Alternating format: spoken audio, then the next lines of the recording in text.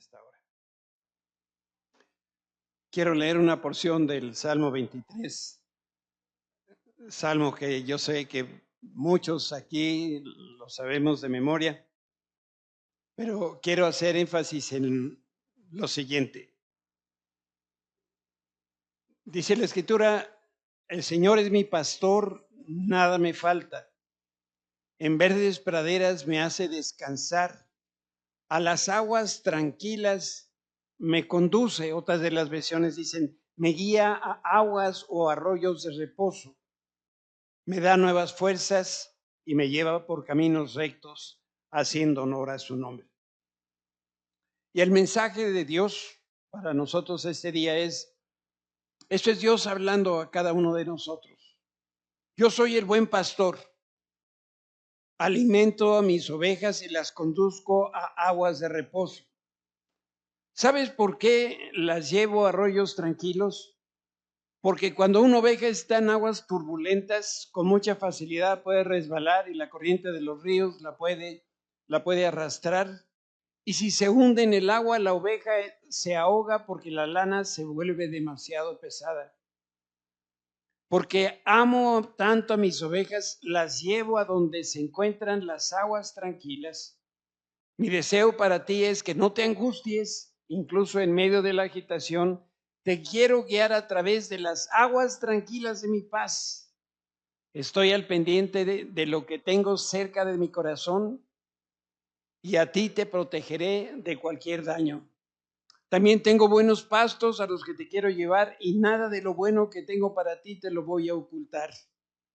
El enemigo ruge como un león, está al acecho esperando la oportunidad de atacar, pero tú siempre estás protegido cuando te mantienes cerca de mí, que soy tu pastor. Toma el tiempo necesario para recostarte y descansar. Come los pastos que te ofrezco, te nutrirán y crecerás sano y fuerte. Quiero que sepas que nunca estás solo y que siempre estoy aquí cerquita de ti. En Cristo Jesús. Amén. Hay una palabra, como digo, de parte de Dios para nosotros que tiene que ver con este salmo.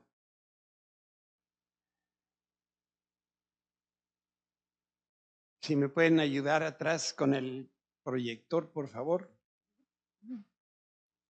La Escritura describe los problemas y las experiencias que pasó el pueblo de Israel mientras viajaba del desierto de Egipto a Canaán. Y estos hechos quedaron registrados para nuestro aprendizaje y nuestro provecho. Por eso estamos este año estudiando con bastante detalle lo que pasó en ese viaje. Dice Pablo a los Corintios, esas cosas le sucedieron a ellos como ejemplo para nosotros. Se pusieron por escrito para que nos sirvieran de advertencia a los que vivimos en el fin de los tiempos. No sé si tú lo sabías, pero estamos viviendo el fin de los tiempos. El Señor dejó escrito todas estas cosas que estamos meditando, reflexionando, porque nos sirven como una advertencia. Es una llamada de atención de parte de Dios. También les dice a los romanos Pablo, tales cosas se escribieron hace tiempo en las Escrituras para que nos sirvan de enseñanza. Y las Escrituras nos dan esperanza y ánimo mientras esperamos con paciencia hasta que se cumplan las promesas de Dios. Ese éxodo de Israel es un evento completo y también es una sola unidad de pensamiento. Y al mismo tiempo, cada elemento del viaje tiene un significado específico para ti y para mí. Las primeras pruebas del pueblo de Dios en el desierto tienen que ver con la escasez del agua. Por eso quería yo recordarte lo que dice el Salmo 23, cómo el Señor nos lleva a esas aguas frescas, a esas aguas tranquilas. Y es cuando carece o carecemos de agua, es que ahí vienen esas lecciones que están llenas de poder y de vida. En 2 ocasiones al pueblo de Israel, que lo leemos en el libro de Éxodo, se les acabó el agua. La primera vez fue en el desierto de Sur. Y esto es lo que dice la Escritura. Entonces Moisés guió al pueblo de Israel lejos del Mar Rojo y se internaron en el desierto de Sur. Viajaron por el desierto durante 3 días sin encontrar agua. Por aquello de que luego la geografía bíblica se nos hace complicada y la otra geografía también. Déjenme mostrarles dos planos. Los 2 planos son el mismo lugar, pero en uno tenemos una vista. Ay, nanita. Mijito, ya. No, ahora tengo Pues, ¿qué le hiciste, papá?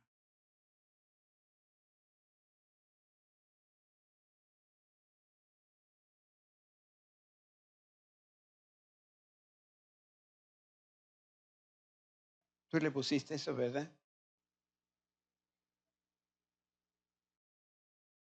Gracias, hijo.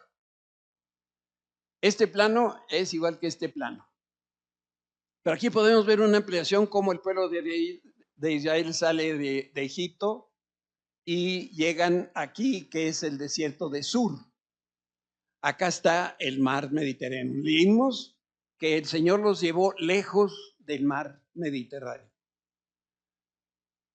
Si nosotros viéramos el mapa, pero ahora una ampliación desde un avión, veríamos que el pueblo de Israel efectivamente sale del delta del Nilo, por allá en la parte norte de África, y cruza por un lugarcito que ya hemos hablado. Aquí es donde está el Mar Rojo y aquí está el Mar Mediterráneo. Aquí está el Mar Mediterráneo, aquí está el Mar Rojo. Y entonces los lleva primeramente a este lugar hasta llegar al desierto de Sur. Había un propósito de parte de Dios, de que el viaje fuera justamente así como fue. Y encontrar agua y encontrarla pronto era un asunto de vida o muerte para los israelitas. Si tú caminas por el desierto, la única manera de sobrevivir es no dejar de tomar agua. Y si no se mantenían hidratados, se iban a morir. No iban a llegar a la tierra prometida.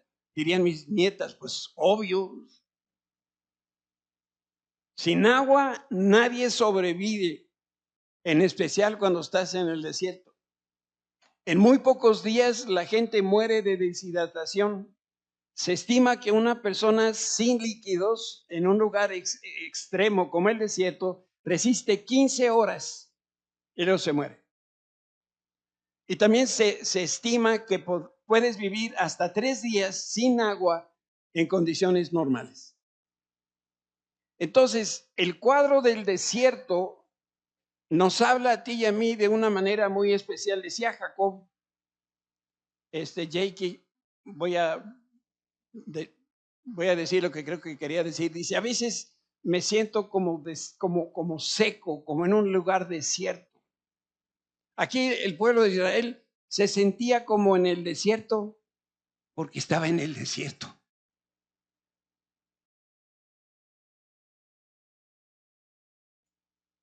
Y si nosotros creemos en Cristo, somos nuevas criaturas, pero si nosotros queremos sobrevivir, necesitamos una fuente de sustento que sea permanente todos los días de nuestra vida. No solamente a ratitos, sino una fuente de sustento permanente. Y otro aspecto importante es que como nuevos creyentes e hijos de Dios, nosotros necesitamos cambiar y dejar lo que nos afecta.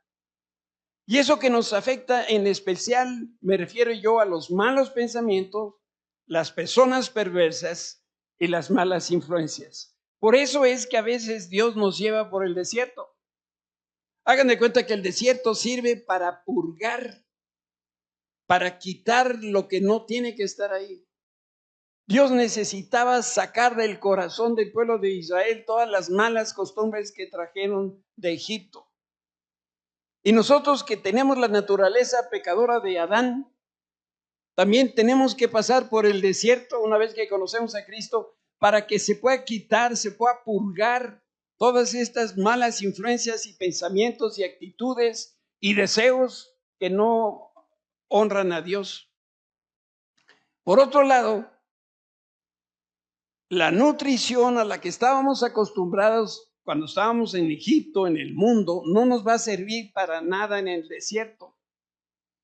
Y lo que ahora necesitamos para vivir, crecer y madurar es una porción diaria de la palabra de Dios. La palabra de Dios es parte de esa fuente permanente de donde brota el agua de Dios. Y si no bebes todos los días, si no permaneces hidratado en la palabra de Dios, compadre, te mueres. Tu cuerpo va a estar vivo, pero tu espíritu se va a morir. Y el pueblo de Israel conoció estos dos lugares, Mara y Oreb. Hay tres eventos clave que ocurren de manera sucesiva muy al principio del viaje. En primer lugar, el problema del agua en Mara. Después de varios días de no beber, llegaron a este lugar donde el agua estaba amarga. No la podían beber. La segunda cosa que sucede importante es que el maná que descendía del cielo ahora fue la nueva provisión de Dios para alimentar y nutrir a los israelitas mientras llegaban a Canaán, a la tierra prometida. Ustedes han de admirar este figurín atlético, ¿verdad? Cuerpo de torero. Bueno, embarazado, pero torero. Tengo entendido que los que corren maratones, ¿qué hacen el día anterior en su alimentación? ¿Qué hacen? Tienen que empacar carbohidratos porque la prueba a la que se someten o se van a someter es tremenda. La gente que viaja por el desierto no puede seguir una alimentación cualquiera. Tiene que seguir una determinada alimentación. Y por eso es que Dios les dio maná. No sé si habías pensado en eso, pero Dios pudo haberles quitado el hambre. Dios es todopoderoso. Los pudo haber sostenido sin comer y vivir 40 años en el desierto. ¿Hay algún problema para Dios? ¿Hay algo imposible para Dios?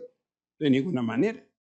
Y el otro problema de agua surge en Oreb, y en esa ocasión el agua fluyó del costado de una roca.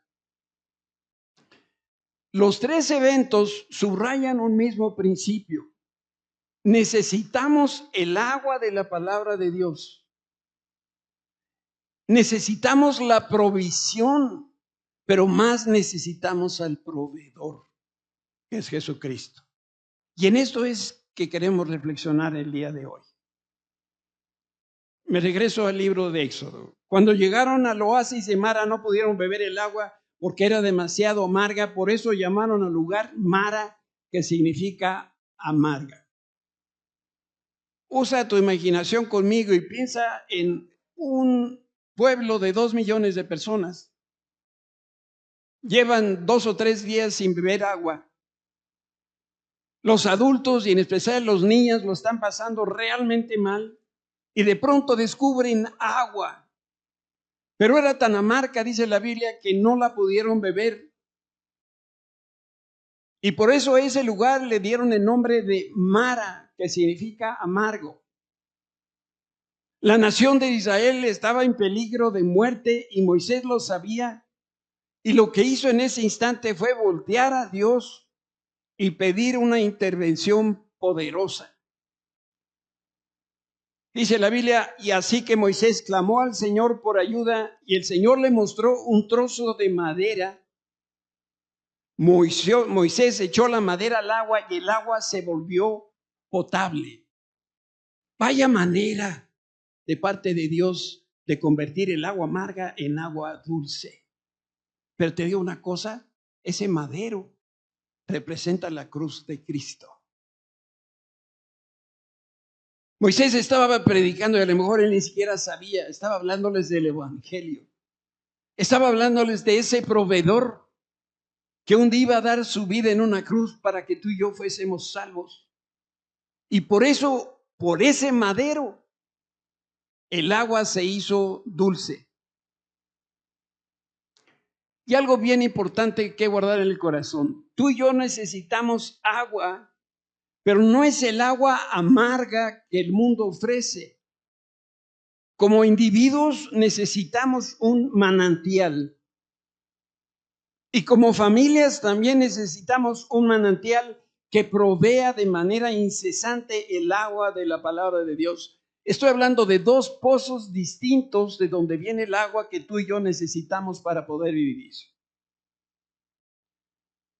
Por eso le pongo esto diciéndote que esto es sumamente importante. El manantial individual es tu corazón. Esto es lo que tú haces todos los días, cada mañana cuando lees la escritura y oras. Ahí tú estás bebiendo el agua de la roca que viene a tu vida. Pero hay otro pozo que es igual de importante y ese pozo se llama la iglesia. Tu dieta no está balanceada si tú solamente decides beber agua en tu casa y no decides venir a este lugar, si este es el lugar donde el Espíritu Santo te insertó, venir aquí y beber juntos del manantial del agua de Jesús. Si no bebes en tu casa, te mueres. Y si no bebes en la iglesia, también. Qué necedad, ¿verdad? Es que Dios sabe exactamente cuál es la dieta que nosotros necesitamos para poder vivir. Y Dios sabe que necesitamos tiempos a solas, pero Dios también sabe que necesitamos tiempo juntos como familia, viniendo a los pies de la cruz y beber del manantial que es Él. Los portentos y los milagros de Dios que fueron evidentes para el pueblo de Israel cuando convirtió el agua amarga en agua dulce, no los tranquilizaron. Vean lo que sucedió. Pero ellos, atormentados por la sed, siguieron discutiendo con Moisés. ¿Por qué nos sacaste de Egipto? ¿Quieres matarnos de sed a nosotros, a nuestros hijos y a nuestros animales? Y a poco tiempo de beber del agua de mar, a los israelitas otra vez estuvieron sedientos. Y ahí la pregunta era, ¿a dónde debían o a dónde podían ir? Pues Dios ya tenía preparado el lugar para Israel donde iba a surgir la siguiente provisión de agua.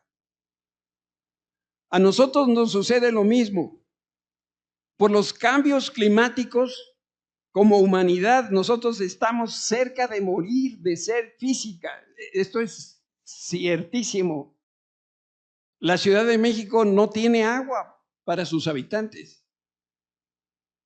Esto es físico y es real.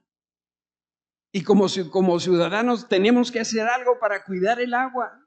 Y el Estado tiene que hacer lo suyo para proveernos del agua. Pero esto es una realidad.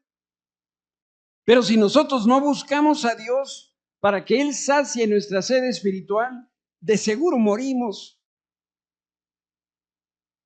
No vamos a poder sobrevivir si no estamos bebiendo de esa agua espiritual. Nosotros leemos en la palabra que Jesús nos dirige a la fuente espiritual. Dice Juan en el Evangelio que lleva su nombre, Jesús contestó a la samaritana, si tan solo supieras el regalo que Dios tiene para ti y con quién estás hablando, tú me pedirías a mí y yo te daría, ¿qué cosa? Agua viva. Pero Señor, usted no tiene ni una soga ni un balde, le dijo la samaritana. Y este pozo es muy profundo. ¿De dónde va a sacar esa agua? Además, ¿se cree usted superior a nuestro antepasado Jacob, quien nos dio este pozo? ¿Cómo pueden ustedes ofrecer usted mejor agua que la que disfrutaron él, sus hijos y sus animales? Y miren la contestación de Jesús: cualquiera que beba de esta agua pronto volverá a tener sed. El agua del río, el agua del pozo, el agua que sale de la llave de en tu casa con la que te bañas, el agua que bebemos es esta agua que hoy nos sacia, pero mañana hay que repetir la dosis. Pero dice Jesús: pero todos los que beban del agua que yo doy no tendrán sed jamás. Esa agua se convierte en un manantial que brota con frescura dentro de ellos y les da vida eterna.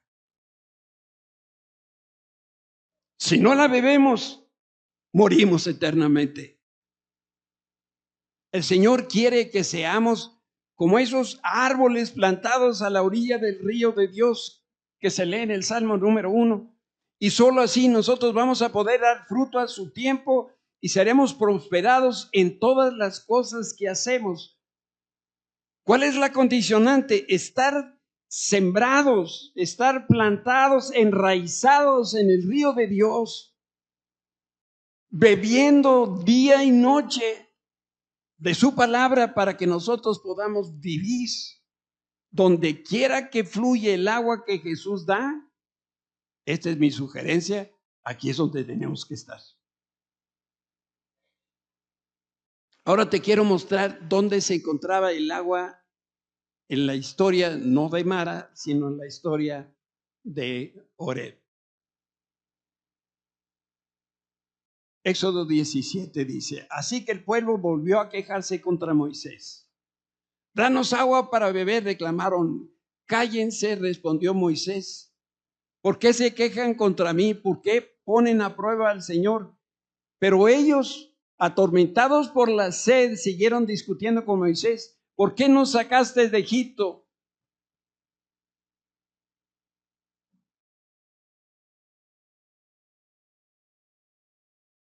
Es que voy muy rápido. Pero ellos, atormentados por la sed, siguieron discutiendo con Moisés. ¿Por qué nos sacaste de Egipto? ¿Quieres matarnos de sed a nosotros, a nuestros hijos y a nuestros animales? Yo no sé por qué en la Biblia, ¿es en serio? Los hijos y los animales están en la misma frase. Es una observación.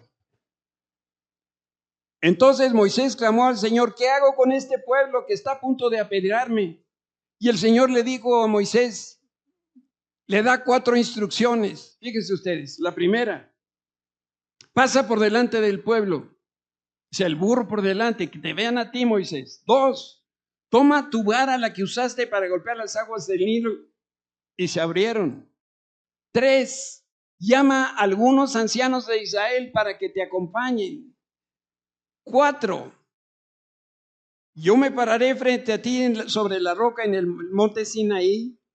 Golpea la roca, esa es la 4ª indicación, y saldrá agua a chorros, y entonces el pueblo podrá beber. Y así que Moisés golpeó la roca como se le indicó, y el agua brotó a chorros a la vista de los ancianos. Déjame decirte algo bien interesante. El nombre Sinaí es sinónimo de Horeb, que significa desierto. No tenemos certeza de la ubicación de esta monte Horeb. Y les voy a dar mi propia opinión por qué no tenemos la certeza. Yo creo que no sabemos con seguridad dónde está el monte Sinaí, ahí donde Dios le dio las tablas a Moisés, ahí donde se le apareció en la zarza al viento, porque si supiéramos, estoy seguro que tendríamos en el monte Sinaí una iglesia, habría peregrinaciones al monte Sinaí, tendríamos ganas de ir a Sinaí, y el Señor no quiere eso. El único que necesita ser alabado es Él y adorado es Él.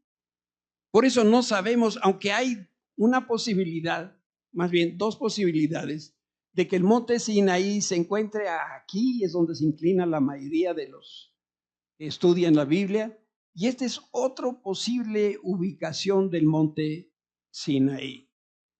Pero no tenemos la certeza del lugar exacto donde esto sucedió. Y Moisés regresó al monte Horeb donde Dios le habló la primera vez que estaba la zarza, y habiendo pasado apenas un mes desde que Moisés y el pueblo dejaron Egipto, con cada paso que ellos iban dando aumentaban los retos y también aumentaba el malestar de la gente. Yo no sé si en casa ustedes tengan algún quejoso o quejosa, ¿no? Bueno, en el pueblo de Israel había varios quejosos. Creo yo que había más quejosas, pero esa es solamente mi opinión. La situación que ahora enfrentaba Israel era muy seria.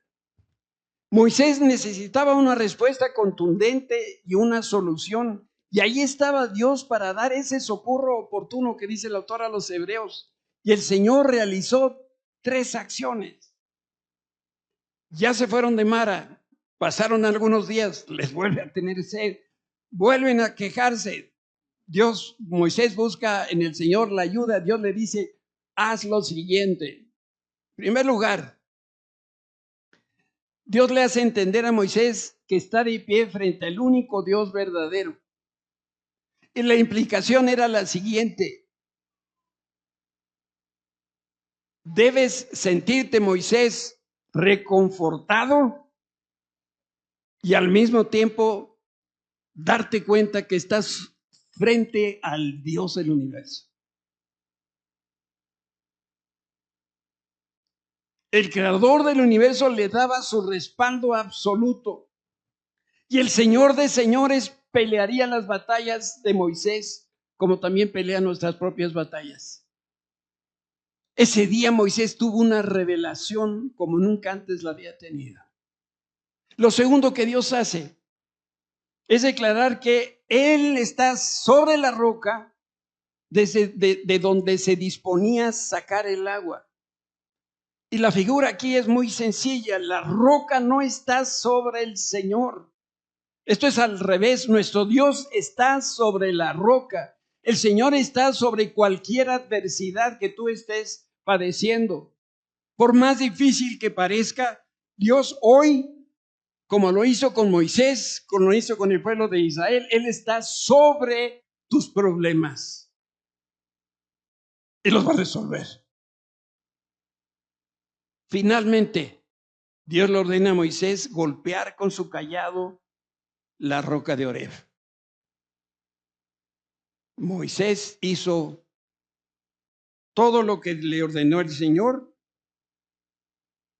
golpeó con su cayado y brotó agua de la roca. Subrayo, Moisés hizo todo lo que el Señor pidió. ¿A cuántos de ustedes les gusta cocinar? ¿A cuántos de ustedes les gusta seguir las recetas? Bueno, te digo una cosa, las recetas de Dios se tienen que seguir al pie de la letra.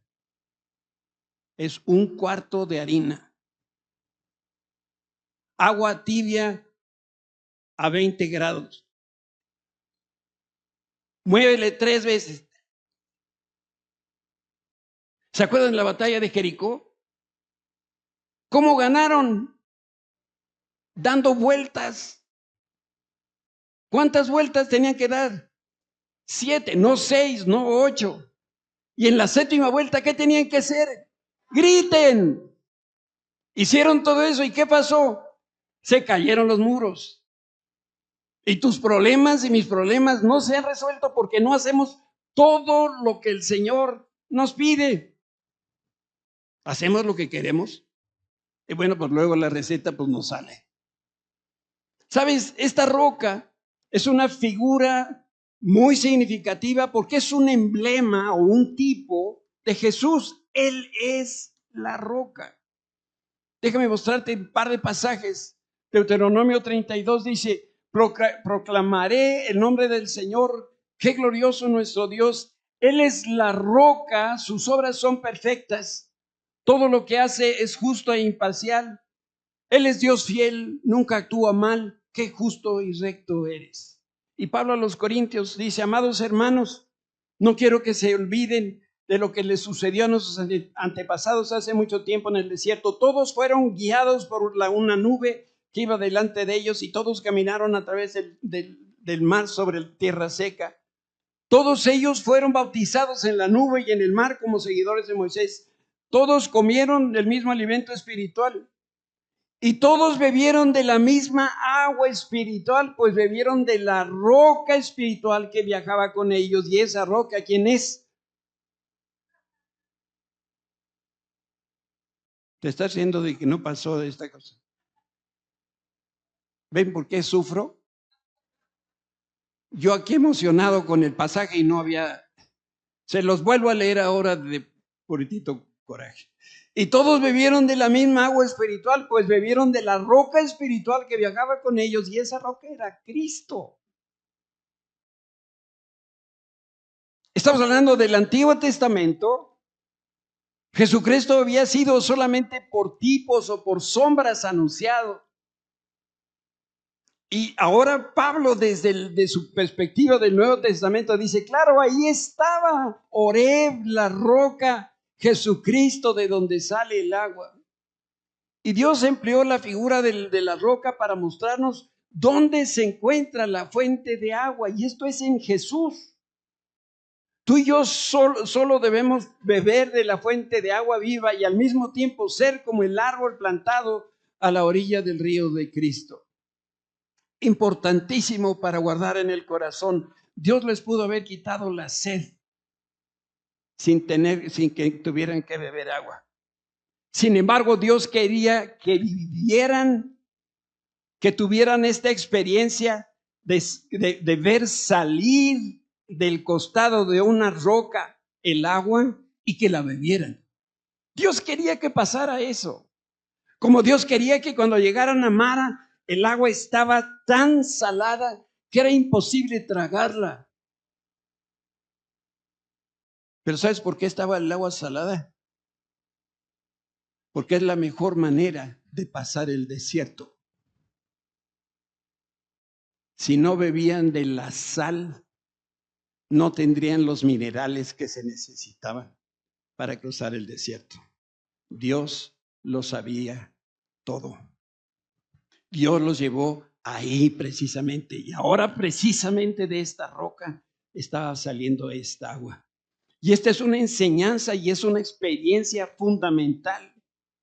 Pero para tener el cuadro completo de esta verdad es esencial que cada cristiano, como lo estamos haciendo en esta hora, se eche un clavado en la Escritura y vayamos al libro de los orígenes, al libro de Génesis, donde leemos que entonces el Señor Dios hizo que el hombre cayera en un profundo sueño. Mientras el hombre dormía, el Señor Dios le sacó de una de sus costillas y cerró la abertura, y entonces el Señor Dios hizo de la costilla a una mujer y la presentó al hombre. Esto está en Génesis capítulo 2. Te quiero comentar algo que leí en un fragmento de un manuscrito descubierto en el Qumran, al norte del valle del Mar Muerto.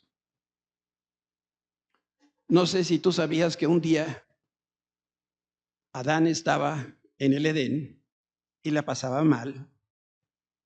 El Señor se dio cuenta y le dijo a Adán, voy a crear para ti una compañera ideal.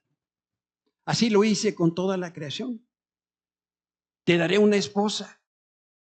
Será inteligente y muy atractiva. Tendrá una personalidad encantadora. Te mimará y te tratará con más ternura que tu mamá. Suspirará por ti, Pau. Suspirará por ti más que por comprar zapatos.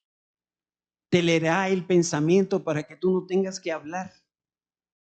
Un cambio de luces con esos ojos tapatíos que te di y la vas a tener dispuesta a todo. A todo.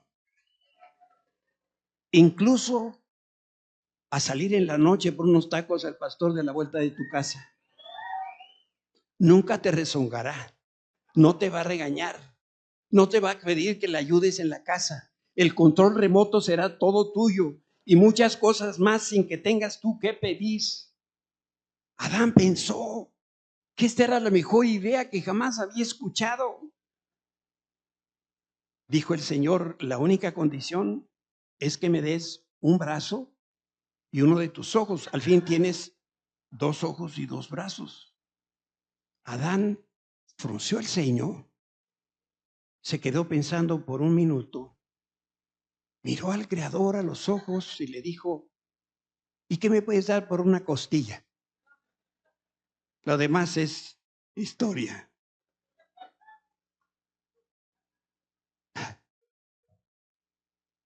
Está en un manuscrito del Qumran. ¿Alguien sabe dónde está el Qumran? Yo tampoco, pero de ahí vienen algunos manuscritos bíblicos. Pero sí es cierto lo que te voy a decir a continuación. Costilla en hebreo quiere decir lateral o de lado.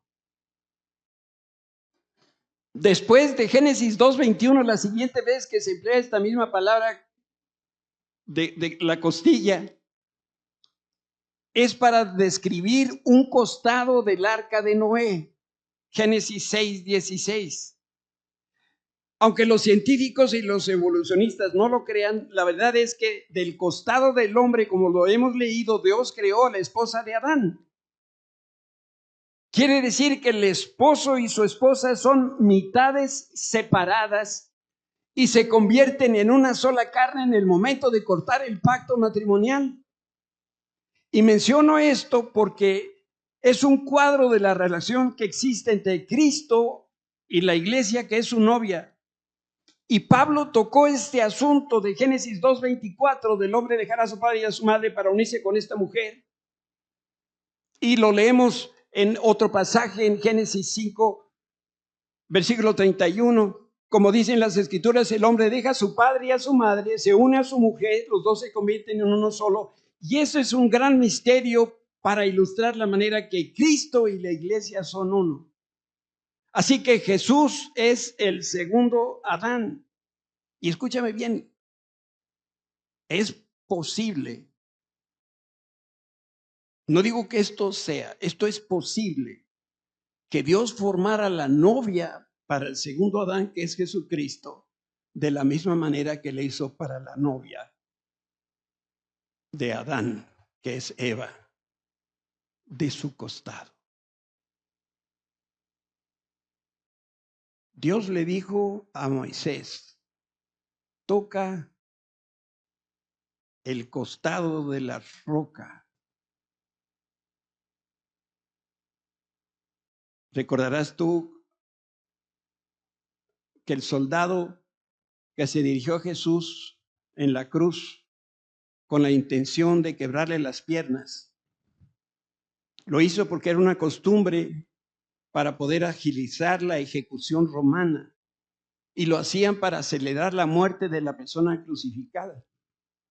Y a pesar de la intención del soldado, no quebró ninguno de sus huesos, porque cuando llegó con Jesús, él ya había muerto. Y sin razón aparente atravesó el costado del Señor Jesús.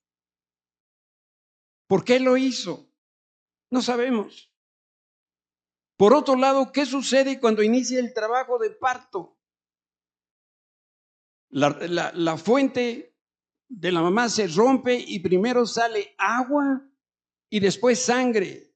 Y en el caso de la cruz de Cristo, primero salió sangre del costado y después salió agua.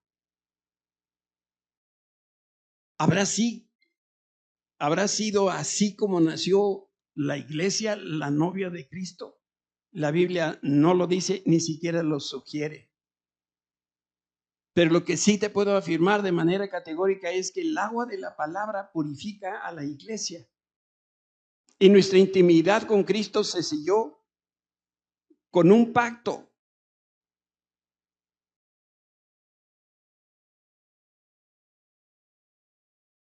Y nuestra identidad con Cristo se selló con un pacto de sangre en la cruz. Entonces, la redención primero viene por la sangre y después nosotros somos limpios por el agua de la palabra. Cuando Moisés golpeó la roca, emblema de Jesús, lo hizo en un costado. Y yo creo que esto fue un acto profético que anunciaba el dolor que iba a tener Jesús y también estaba declarando que Jesús es el agua de vida. Quiero leerte una historia verdadera.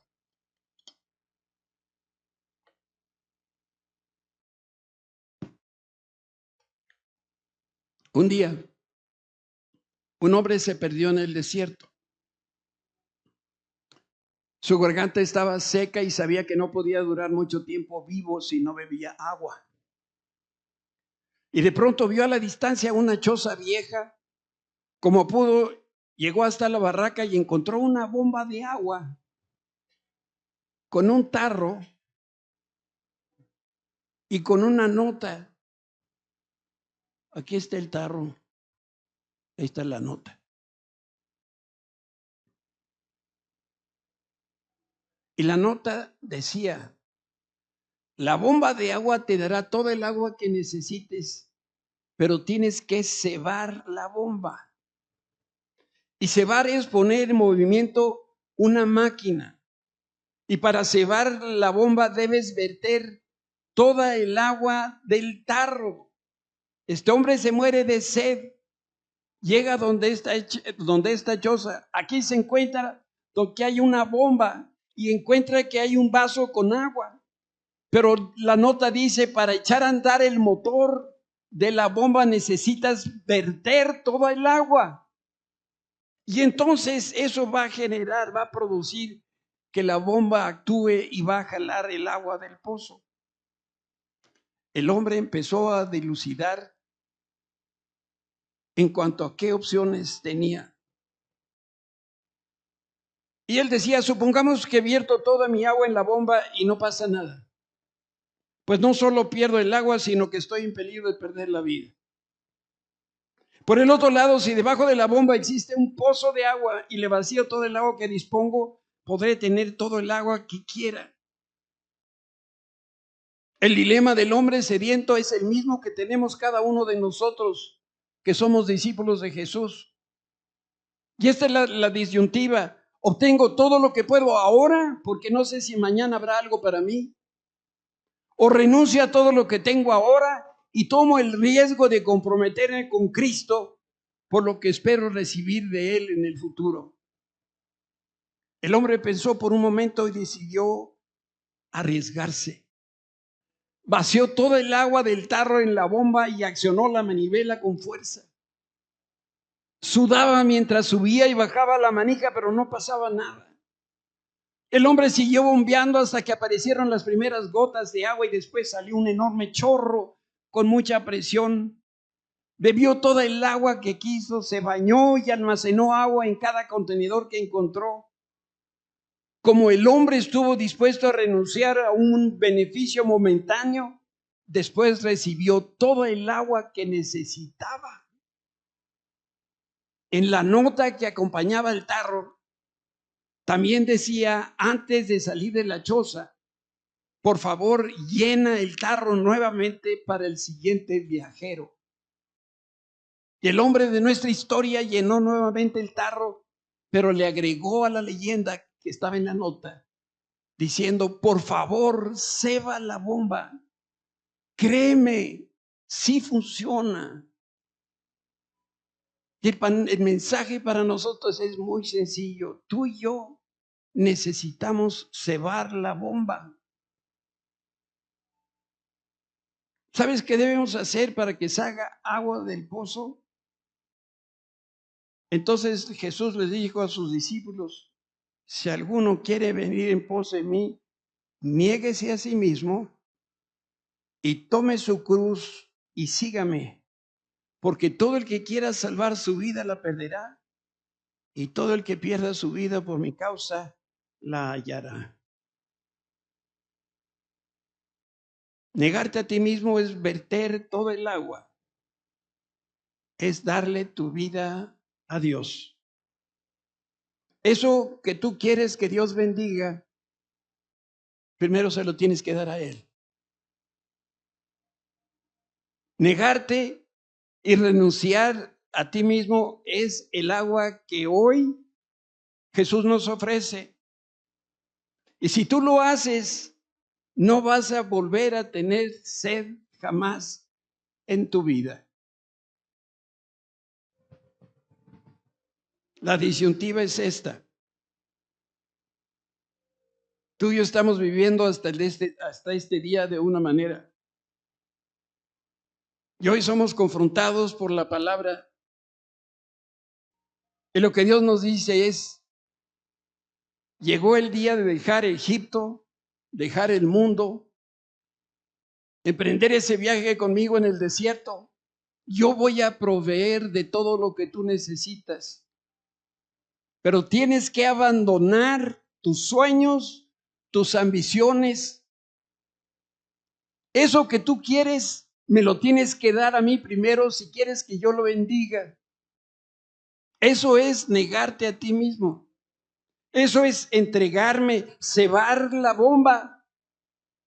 Decirle, Señor, me quedo sin nada, esperando recibirlo todo a cambio tuyo. Y como hemos leído, si nosotros hacemos eso, no solamente nunca más vamos a tener sed, sino que de dentro de nosotros brotarán ríos de agua viva. Y con esa agua viva vamos a poder quitar la sed del sediento. Esa fuente que brota para vida eterna no se acaba, nunca se va a acabar. Pero no puede estar al mismo tiempo tus deseos y tus ambiciones, tu manera de vivir y la manera de vivir de Dios. Es necesario que te alimentes de la palabra de Dios todos los días. Esa es tu fuente individual. Y aquí donde nos reunimos, si es que el Espíritu Santo te ha insertado en esta iglesia, aquí es donde juntos bebemos. No puedes faltar.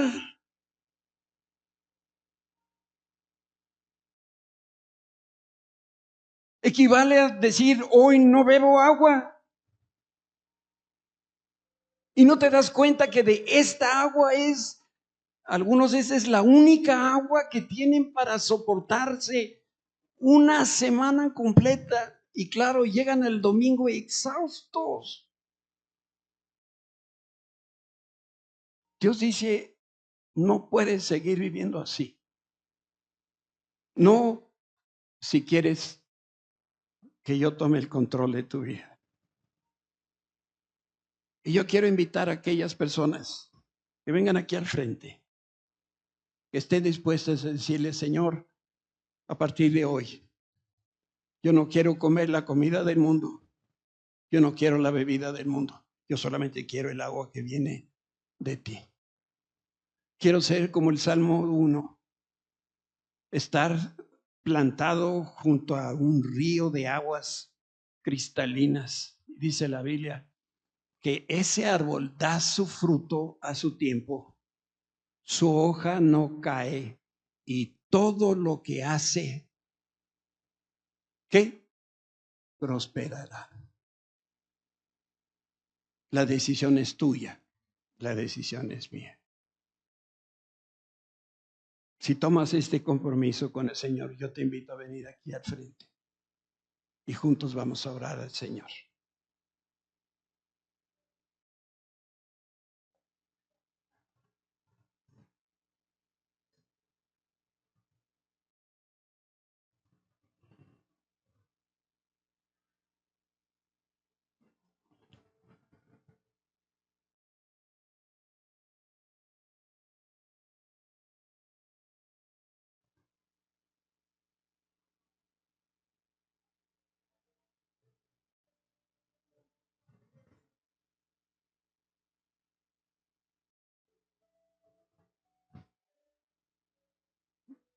Y me acuerdo de mis días de oficinista.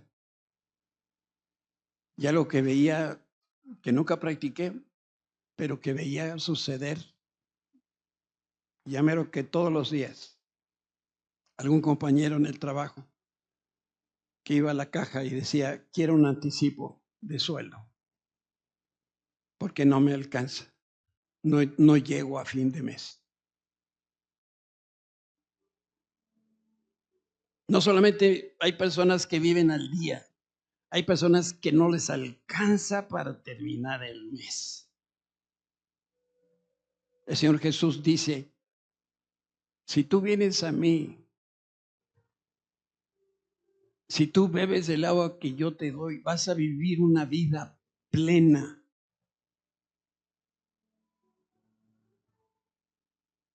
Dice la Biblia que nosotros no estamos hechos para ser cola, sino cabeza. Nosotros no fuimos creados para deber, sino para prestar dinero. Pero necesitamos hacer un cambio. Y ese cambio tiene que ver con lo que comemos y lo que bebemos. Y con la frecuencia que lo hacemos. Estoy trabajando en un aparato rayos X espiritual que voy a poner allá en la entrada. Y cuando tú pases por ahí voy a saber tu estado espiritual. Un escáner. Ya está casi listo. ¿Qué pasaría si yo paso por ese escáner? ¿Qué revelaría de mí? ¿Cómo es mi vida? ¿Está vacía? ¿O tengo una vida plena? Cierra tus ojos. No le hagas caso al que está a un lado. Habla con el Señor. Y dile en tus propias palabras lo que tú necesitas decirle hoy. Padre, yo te doy gracias por la verdad de tu palabra. Te doy gracias por el pueblo de Israel, Señor, que es un retrato de mí. Necios, quejumbrosos, sin deseos de obedecerte, así como tú lo indicas. Y cuando volteamos y vemos nuestra vida, cuando estamos a solas contigo, vemos la desnutrición tan terrible por la que padecemos. Morimos de sed, Señor, de ti, y no bebemos el agua que tú dispusiste. Señor, imprime en cada uno de nosotros un hambre por la palabra. Que podamos nosotros desear más que la comida, tu palabra. Que podamos desear más que estar en cualquier otro lugar, estar en tu casa, Señor, acompañado de las personas que más amamos. Señor, te necesitamos y te ofrendamos, Señor, ese último vaso de agua que traemos del desierto. Señor, del desierto no queremos nada. Y esto que traigo del mundo hoy lo vierto porque yo estoy confiado que tú me darás esa agua que sale a borbotones de dentro de mí, que no es otra cosa que el Espíritu Santo, sus dones y sus favores para ministrar a tantas otras personas que mueren de sed. Señor, haz carne tu palabra en nosotros. Permítenos vivir en esa plenitud. Permítenos ser tan obedientes como Moisés. En el nombre de Cristo Jesús. Amén.